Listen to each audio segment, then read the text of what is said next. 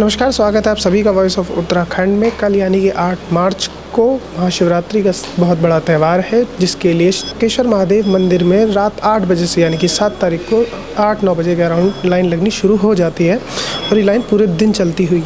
इसी उपलक्ष्य में हमारे साथ मौजूद है महेंद्र कृष्णगिरी जी महाराज। आइए जानते हैं उनसे महाशिवरात्रि के बारे में और इस मंदिर के बारे में अन्य बातें। महेंद्र जी, सबसे पहले तो आपका बहुत बहुत स्वागत है वॉइस ऑफ उत्तराखंड में। जैसे कि आपको ये मंदिर जो है सबसे पुराना है उत्तराखंड में, या फिर और इसके अलावा भी और जो देहरादून में सबसे पुराना है ये मंदिर, तो इसकी क्या विशेषता है या क्या खासियत है इसकी मंदिर की?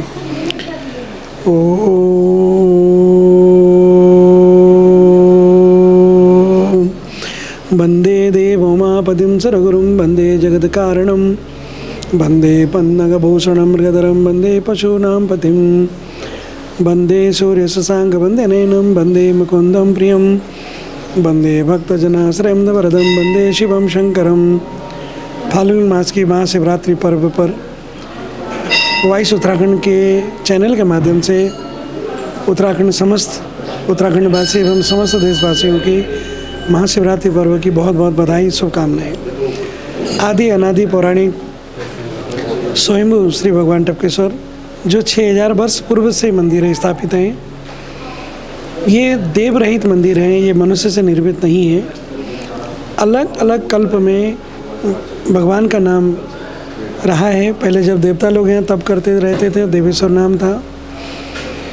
जब ऋषि लोग आए, ऋषि लोग जब तप करने लगे तो यहाँ का नाम तपेश्वर पड़ा। अश्वत्थामा की जन्म हुआ, अश्वत्थामा जब उनकी दूध की प्राप्ति हुई तो बाबा का नाम दूधेश्वर रहा। कलयुग का प्रारंभ होना और भगवान दूध का विलुप्त होना, दूध की जगह जल का परिवर्तन, जल का टपकना, बाबा का अभिषेक होना, तो वर्तमान में स्वयंभू सिद्धपीठ आप टपकेश्वर के नाम से विख्यात है।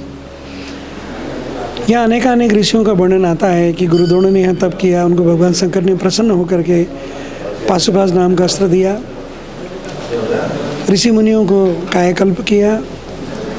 अगर हम अभी कलयुग के प्रथम चरण की बात करते हैं तो अश्वत्थामा का जन्मस्थली होने की वजह से उनको दूध की प्राप्ति होने की, ये दूध पी करके अमर कहलाए। द्रोण नगरी जो देहरादून आज हम लोग छोटा नाम लेते हैं, इसका जो पूर्व नाम है द्रोण नगरी, गुरु द्रोण ने नगरी बसाया हुआ था। महाशिवरात्रि पर्व पर आपने बहुत अच्छा प्रश्न किया। असंख्य शिव भक्तों का हरियाणा, पंजाब, दिल्ली, मुजफ्फरनगर, सहारनपुर सभी लोगों से शिव भक्तों का आवागमन बना रहता है। पुलिस प्रशासन, कैंट बोर्ड, टपकेश्वर सेवा दल, जो सेवा दल एक समिति बनी हुई है, शिव भक्तों को सहयोग के लिए, उनको लाइन की व्यवस्था के लिए, उनके दूध की लंगर के लिए 51 कुंटल दूध का यहाँ पे निःशुल्क आश्रम और सेवा दल की ओर से भक्तों के सहयोग से किया गया है। केसर युक्त दूध का जो भी भक्त दर्शन करके बाहर को निकलते हैं उनको दूध स्वतः ही प्राप्त हो जाएगा। उस काल में ऋषि मुनि भगवान शंकर ने अश्वत्थामा को दूध पी के अमर कहलाया था। वर्तमान में आश्रम की ओर से प्रसाद रूप में आप सबको केसर युक्त दूध का निर्माण होगा। प्रथम पहर पूजा रात्रि 12 बजे भगवान शंकर का अनेक द्रव्यों से, वस्तुओं से उनका अभिषेक होगा। पंचामृत है, दूध है, घी शहद है, गंगा जल है, अनेक तीर्थों का जल है, पत्र पुष्प फल है, मिष्ठान है, गन्ने का रस है, अनेक द्रव्य जो भगवान शंकर के प्रिय है, उन सब वस्तुओं से अभिषेक होगा। और 12:15 बजे आरती करके भगवान को कपाट खोल दिया जाएंगे, जिससे जो भी शिव भक्त हैं आराम से जल चढ़ा करके अपनी गंतव्य की ओर जा सकें। शासन प्रशासन के पूर्ण सहयोग है। पल वो मॉनिटरिंग कर रहे हैं व्यवस्था को देख करके। जो अति विशिष्ट शिव भक्त आते हैं, ये फाल्गुन मास की महाशिवरात्रि पर्व, ऐसे तो प्रत्येक मास आती है, लेकिन फाल्गुन मास की जो शिवरात्रि है, ये 4 प्रहर की पूजा और ये अनेक फलदायी परिवार में आरोग्यता, धन संपदा, सुख समृद्धि के लिए होता है। वॉइस उत्तराखंड से जो भी मेरी इस आवाज़ को अगर सुन रहे हैं कि कल के दिन विशेष ध्यान दें कि आप 1 लोटा मात्र जल से किसी भी शिवालय में जाकर के अर्पण कर दें, तो आपकी सारी मनोरथ पूर्ण होंगे और आप सबका मनोकामना पूर्ण होगा। और आपका एक अभी प्रश्न था कि नई पीढ़ी हमारी, नई युवक, नई संगति कुछ गलत रास्तों पे उनका जाना होता है। मैं उन माता पिताओं के लिए, उन गुरुओं के लिए भी कहना चाहूँगा कि अपने बालक को, अपने परिवार को, अपने बच्चों को अपने सानिध्य में रखें, अपने घर परिवार का संस्कार दें। सुयोग्य संस्कार देने पे ये सब चीज़ें नहीं आएगी। जब आप हॉस्टल में डाल देते हैं, आप अपनों से दूर करते हैं, तो उनकी जो संगति गलत होती है उसका परिणाम होता है।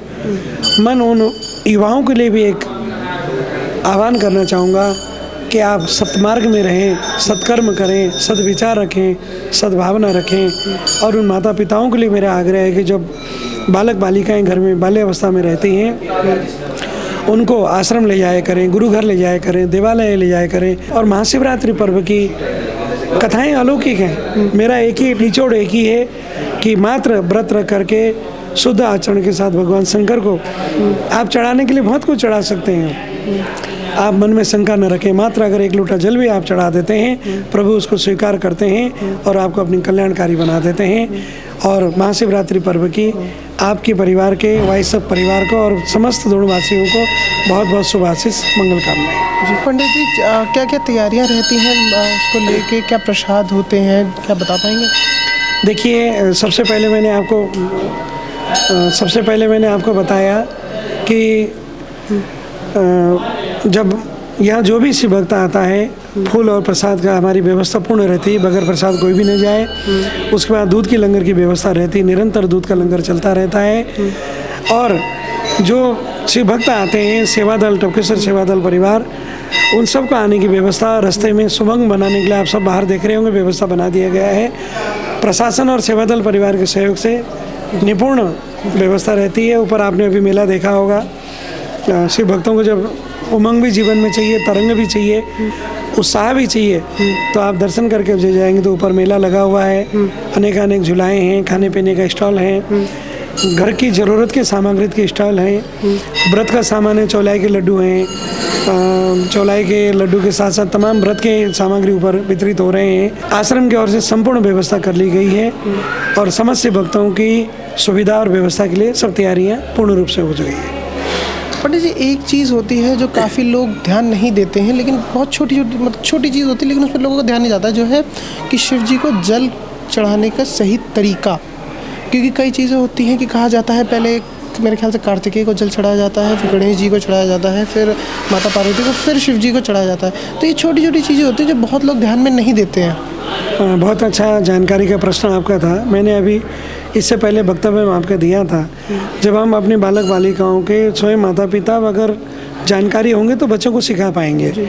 विदाई नहीं, एक समझने की बात है कि जब हम जल अर्पण करें, भगवान को जल अर्पण करें, तो हमें पहले भी किन किन को सम्मान देना है, क्योंकि वो जलेधारी अर्घा पे ही सबका निवास है। तो कुछ अभी कथा प्रवचन में भी आना शुरू हो गया है, उसको कोई भी भय न रखें, सिर्फ समझने की आवश्यकता है। कहीं मन को भ्रमित करने की ज़रूरत नहीं है कि अर्घा में हम 3 कोने में डाल करके जल, उनकी पुत्री हैं, माँ पार्वती हैं, गणेश का स्थान है, अगर वो भी भ्रमित नहीं, तो अगर हमने भगवान शंकर के ऊपर भी जल अगर चढ़ा दो तो पूर्ण सबको मिलता है। छोटी छोटी विधि हैं। पुनः मैं आपको कहना चाहूँगा, एक सहजता से समझने की बात है।